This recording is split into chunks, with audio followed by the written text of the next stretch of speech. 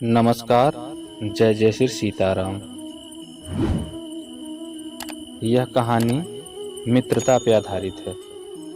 कथानक उस समय का है कि जब भगवान योगीराज श्री कृष्ण द्वारिकाधीश ने अपने परम मित्र सुदामा जी द्वारा लाए भेंट स्वरूप तंदुल को 2 मुट्ठी खाई और जैसे ही द्वारिकाधीश ने तीसरी मुट्ठी तंदुल उठाकर फांक लगानी चाहिए तो रुक्मिणी जी ने जल्दी से उनका हाथ पकड़कर कहा, क्या भाभी के लाए इन स्वादिष्ट चावलों के स्वाद का सारा सुख अकेले ही उठाएंगे स्वामी? हमें भी तो ये सुख उठाने का अवसर दीजिए।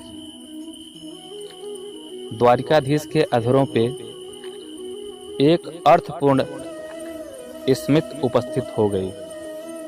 उन्होंने चावल उसी पोटली में वापस रख दिए और उसे उठाकर अपनी पटरानी को दे दिया। सुदामा के साथ बात करते हुए जब कृष्ण उनके चरण दबा रहे थे तो सुदामा को पता नहीं चला।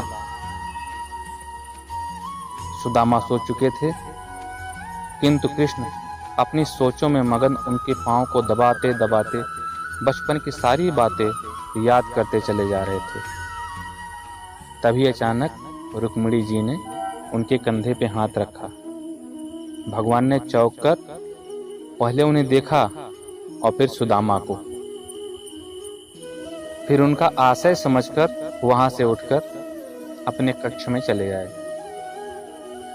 कृष्ण की ऐसी मगन अवस्था देखकर रुक्मिणी जी ने पूछा, स्वामी, आज आपका व्यवहार बहुत ही विचित्र प्रतीत हो रहा है। आप जो इस संसार के बड़े से बड़े सम्राट के द्वारका आने पर उनसे तनिक भी प्रभावित नहीं होते हैं, वो अपने मित्र के आगमन की सूचना पर इतने भाव विह्वल हो गए कि भोजन छोड़कर नंगे पांव उन्हें लेने के लिए भागते चले गए। आप जिसको कोई भी दुख, कष्ट या चुनौती कभी रुला नहीं पाई, यहाँ तक कि गोकुल को छोड़ते समय मैया यशोदा के अश्रु देखकर भी आप नहीं रोए।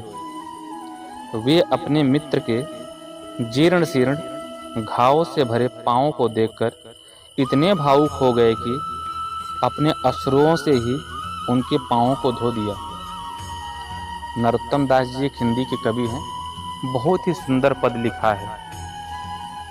लिखते हैं, देख सुदामा की दीन दशा, करुणा करके करुणा निधि रोए, पानी परात को हाथ छुए, नहीं नैनन के जल से पग धोए। भगवान कृष्ण ने सुदामा की ऐसे दीन दशा को देखा तो जो करुणा निधान हमारे कन्हैया है ना, वो बहुत रोए हैं और इतना रोए हैं कि इतने अश्रु बहे हैं उनके नेत्रों से कि उस अश्रुधार से सुदामा के पूरे पैर धुल जाते हैं और भगवान अपने पीतांबर से पोंछते हैं। रुक्मिणी जी कहती हैं, कूटनीति, राजनीति और ज्ञान के शिखर पुरुष आप हैं। अपने मित्र को देखकर इतने मगन हो गए कि बिना कुछ भी विचार किए उन्हें समस्त त्रिलोक की संपदा एवं समृद्धि देने जा रहे थे।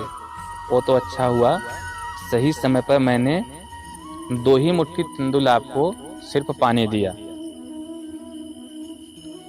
कृष्ण ने अपनी उसी आमोदित अवस्था में कहा, वह मेरे बालपन का मित्र है रुक्मिणी, परंतु उन्होंने तो बचपन में आपसे छुपाकर चने भी खाए थे जो गुरुमाता ने उन्हें आपस में बांटकर खाने को कहा था। अब ऐसे मित्र के लिए इतनी भावुकता क्यों? सत्यभामा जी ने अपनी जिज्ञासा रखी। भगवान कृष्ण मुस्कुराए। सुदामा ने तो वह कार्य किया है सत्यभामा कि समस्त सृष्टि को उसका आभार मानना चाहिए। जो चने उसने इसलिए खाए वो चने उसने इसलिए नहीं खाए थे कि उसे भूख लगी थी, बल्कि उसने इसलिए खाए थे क्योंकि वह नहीं चाहता था कि उसका मित्र कृष्ण दरिद्रता देखे। उसे ज्ञात था कि वे चने आश्रम में चोर छोड़कर चले गए थे, और उसे यह भी ज्ञात था कि उन चोरों ने वो चने एक ब्राह्मणी के घर से चुराए थे, और साथ ही साथ उसे यह भी ज्ञात था कि उस ब्राह्मणी ने यह श्राप दिया था कि जो भी उन चनों को खाएगा वह जीवन पर्यंत दरिद्र ही रहेगा। सुदामा ने वे चने इसीलिए मुझसे छुपाकर खाए ताकि मैं सुखी रहूं। वह मुझ में कोई ईश्वर का अंश समझता था, तो उसने वे चने इसीलिए खाए क्योंकि उसे लगा कि यदि ईश्वर ही दरिद्र हो जाएगा तो संपूर्ण सृष्टि दरिद्र हो जाएगी।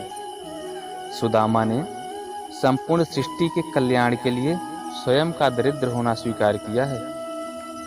इतना बड़ा त्याग माता रुक्मिणी के मुंह से स्वतः ही निकला। भगवान कहते हैं, मेरा मित्र ब्राह्मण है रुक्मिणी, और ब्राह्मण ज्ञानी और त्यागी ही होते हैं। उनमें जन कल्याण की भावना कूट कूट कर भरी होती है। इक्का दुक्का अपवादों को यदि छोड़ दिया जाए तो ब्राह्मण ऐसे ही होते हैं। अब तुम ही बताओ, ऐसे मित्र के लिए हृदय में प्रेम नहीं तो फिर क्या उत्पन्न होगा प्रिय? गोकुल छोड़ते हुए मैं इसलिए नहीं रोया था क्योंकि यदि मैं रोता तो मेरी मैया तो प्राण ही छोड़ देती, परंतु मेरे मित्र के ऐसे पांव को देखकर, उसमें ऐसे घावों को देखकर मेरा हृदय भरा है रुक्मिणी। उसके पांव में ऐसे घाव और जीवन में उसकी ऐसी दशा मात्र और मात्र इसलिए हुई क्योंकि वह अपने मित्र का भला चाहता था। पता है रुक्मिणी, परिवार को छोड़कर किसी और ने कभी इस कृष्ण का इतना भला नहीं चाहा। लोग बाग तो मुझसे अपना भला करने की अपेक्षा रखते हैं। बस सुदामा जैसे मित्र ही होते हैं जो अपने मित्र के सुख के लिए स्वेच्छा से दरिद्रता एवं कष्ट का आवरण ओढ़ लेते हैं। ऐसे मित्र दुर्लभ होते हैं और न जाने किन पुण्यों के फलस्वरूप मिलते हैं। अब ऐसे मित्र को यदि त्रिलोक की संपदा भी दे दी जाए तो भी कम होगा।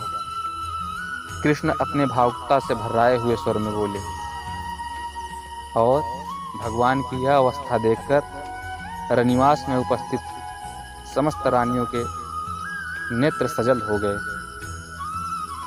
और उधर विश्राम कक्ष में विश्राम करते करते सुदामा जी के नेत्र से भी गंगा जमुना बह रही हैं कि किस प्रकार से कन्हैया ने उनका स्वागत किया, उनका सत्कार किया, उनका सम्मान किया। श्री रामचरितमानस में तुलसीदास जी लिखते हैं कि मित्र कौन है कि जो मित्र के छोटे से दुख को पहाड़ के समान समझे और अपने पहाड़ समान दुख को मित्र के समक्ष बिल्कुल धूल के कण के समान प्रस्तुत करे। कहते हैं, निज दुख गिरिसम रज करि जाना, मित्रक दुख रजमेरु समाना।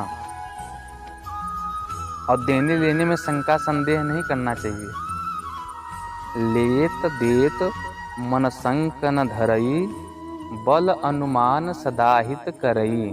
जितनी आपकी सामर्थ्य हो उससे अधिक बढ़ चढ़ के अपने मित्र की सहायता करनी चाहिए। लेकिन वर्तमान में ऐसा नहीं हो रहा है। हम सबको भगवान श्री राम से और भगवान श्री कृष्ण से यह सीखना चाहिए कि जब मेरे मित्र के ऊपर कोई आपत्ति हो, विपत्ति हो, विपरीत परिस्थिति हो तो हमको उनकी सहायता करनी चाहिए। ऐसा नहीं कि जब हमारे मित्र के पास पद है, प्रतिष्ठा है, धन है, संपत्ति है तब मैं उसके साथ रहूँगा, लेकिन जैसे ही परिस्थितियाँ उसके विपरीत हो जाएंगी तो मैं उसका परित्याग कर दूंगा। ऐसा नहीं करना चाहिए, क्योंकि समय बलवान है और समय एक जैसा नहीं रहता है। आज अगर परिस्थितियाँ विपरीत हुई हैं तो कल अनुकूल भी होंगी। तो इसीलिए मित्रता सदैव निभानी चाहिए।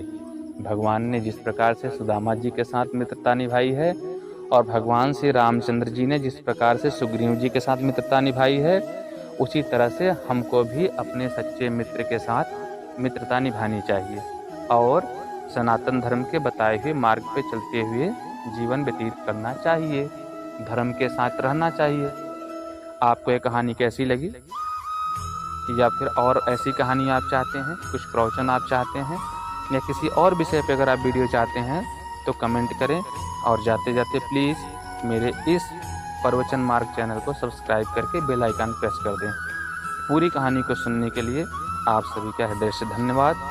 नमस्कार। जय जय श्री सीताराम।